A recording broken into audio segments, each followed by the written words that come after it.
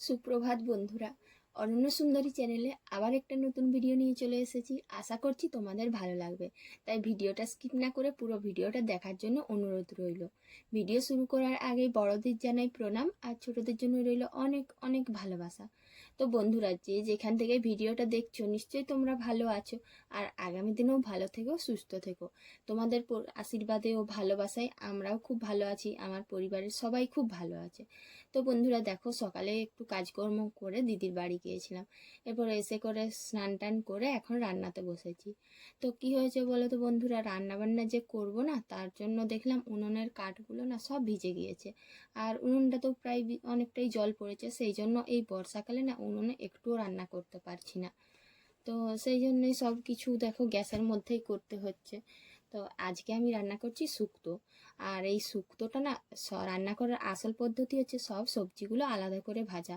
কিন্তু আগের দিন আমি কি করেছিলাম বলো তো, আগের দিন সব সবজিগুলো যখন আলাদা আলাদা করে ভেজেছিলাম, তো অনেকটা রিচ হয়ে গেছিলো।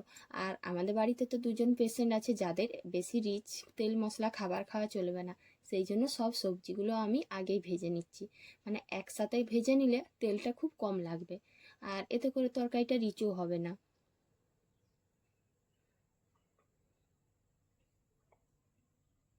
প্রথমেই নুন আর হলুদ দিয়ে হালকা ভেজে নিতে হবে, আর সেটাই আমি ভাজছি। তো আমি এখন সবজিটা ভেজে নিচ্ছি, আর তোমরা আমার ভিডিওটা দেখতে থাকো।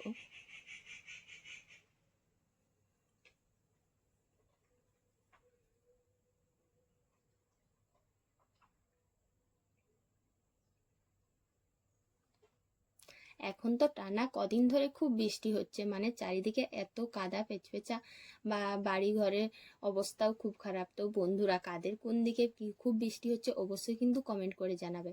আমাদের এখানে তো প্রচণ্ডই বৃষ্টি হচ্ছে। আর দেখো এদিকে আমার ওভেনের মানে ওপরের যে বাটিটা ছিল ওটা না পরিষ্কার করেছিলাম বলে মনে হয় ওলটপালটভাবে লাগানো হয়েছে, যার জন্য আজকে রাঁধতে গিয়ে বারবার দেখছি কড়াটা ধরতে হচ্ছে। আর কড়া না ধরলে এমনভাবে উল্টে যাচ্ছে, মনে হচ্ছে সব সবজিটাই উল্টে যাবে। এরপর ওটা আমি ভেজে করে নামিয়ে দিচ্ছি, এখন করব না, আর শেষে করব। এখন আমি করব আলু পোস্ত। তো বন্ধুরা, সেদ্ধ আলুর পোস্ত করছি, এটা কিন্তু আরও দারুণ টেস্ট লাগে। এমনিতেই বাঙালির পরিবারে আলু পোস্ত তো থাকবে, আলু পোস্ত মানে খুবই ফেভারিট, সবার কাছেই খুব ভালো। কিন্তু সেদ্ধ করা আলুর যে আলু পোস্তটা হয় সেটা কিন্তু দারুণ লাগে। যারা যারা খাওনি তারা অবশ্যই একবার বানিয়ে খাবে। আর আজকে আমি সে আলুটা সেদ্ধ করেই করছি, কারণ আমাদের বাড়িতে বেশিরভাগ সময় আলু পোস্ত করলে না এই আলুটাকে সেদ্ধ করা হয়, আর ছোট ছোট আলুগুলো বেকার নষ্ট হবে, তার জন্য পোস্ত করে দেওয়া হচ্ছে। প্রথমে পেঁয়াজ আর পাঁচফোড়নটা একটু ভেজে নিতে হবে। আর জানো তো বন্ধুরা, পেঁয়াজ ভাজতে না বেশ কিছুক্ষণই সময় লাগে। আর যখন পোস্ত করি তখন পেঁয়াজটা একটু বেশি দিতে হয়, আর সেই জন্য পেঁয়াজটা একটু বেশি সময় নিয়েই ভাজতে হবে। তবে হ্যাঁ, পোস্তুর পেঁয়াজ কিন্তু খুব বেশি ভাজা চলবে না, মাঝারি মাপের, মানে খুব কাঁচাও না খুব ভাজাও না। এরকম করলে কিন্তু পোস্তুতে টেস্টটা খুব ভালো আসে, আর এটার গন্ধটাও খুব সুন্দর ওঠে। তো আমি এখন পোস্তুটা বসাচ্ছি, তোমরা আমার সঙ্গে থাকো।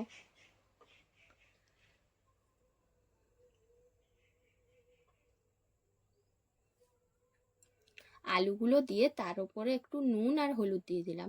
তবে হ্যাঁ, অনেক জায়গায় কি হয় বলে তো, মানে অনেকেই পোস্ত রান্না করে হলুদ দেয় না, আবার অনেকেই দেয়। তো আমাদের এখানে যেহেতু হলুদ দেওয়ার নিয়ম আছে, হলুদ দেয়, সেই জন্য আমাকেও এখানে দিতে হচ্ছে। তবে আমার বাপের বাড়িতে কিন্তু পোস্ত হয় বিনা হলুদে। আর কথায় আছে না, যে হলুদ দিলে পোস্তুর যে গন্ধটা থাকে না সেটা চলে যায়। আর যেখানে যেরকম নিয়ম। তা এরপর আমার ভাজা হয়ে গেছে আলুগুলো, তাই পোস্তটা দিয়ে দিলাম।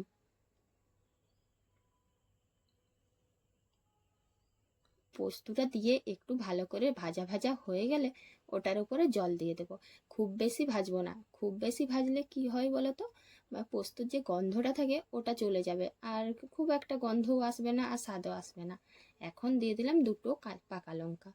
আর পাকা লঙ্কাগুলো এখন কেন দিলাম বলো তো, মানে বাড়িতে ছোট বাচ্চা থাকলে তো তোমরা বুঝতেই পারছো খুব বেশি ঝাল হয়ে যাবে তরকারিতে, যদি আগে দিই লঙ্কা তাহলে লঙ্কাটা ঘাঁটা হয়ে যাবে আর পুরো তরকারিটাই ঝাল হয়ে যাবে, তখন তো বাচ্চারা খেতে পারবে না। তো তোমরা তো নিশ্চয়ই জানো যাদের বাড়িতে বাচ্চা আছে যে কিভাবে রান্না করতে হয়। হ্যাঁ, কিছু কিছু বাচ্চা ঝাল খায়, আর যারা ঝাল খায় না তাদের মায়েদেরকে কিন্তু রান্না করতে গেলে এই দিকটা সচেতন থাকতে হয়। কেন বলো তো, ঝাল হয়ে গেলে বাচ্চা একদমই খাবে না, আরও তখন তার জন্য আলাদা রান্না করতে হয়। তো আমি এরকমই করি, যতগুলো তরকারি করি সবগুলোই প্রায় শেষের দিকে লঙ্কা দিয়ে দিই।